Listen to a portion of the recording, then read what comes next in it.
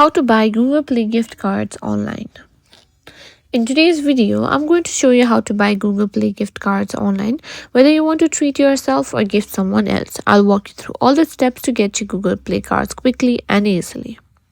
First things first, you need to decide where you want to buy the card from. You can buy Google Play gift cards directly from the Google Play Store or from online retailers like Amazon, Walmart, or Best Buy.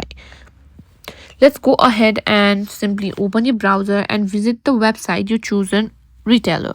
For this example, let's go to amazon.com. In the search bar, just type in Google Play gift card.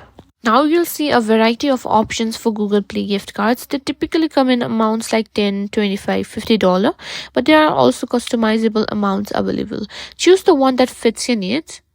Now once you've selected the gift card, simply what you can do is click on add to cart and then proceed to checkout. You can choose whichever you prefer design, which is standard or happy holidays, or whichever you prefer. You can also send it to someone via email also. After you've chosen what you prefer, simply enter your payment information. You can pay with credit card or debit card, or even use PayPal in some cases. And after you've done that, your purchase will be complete.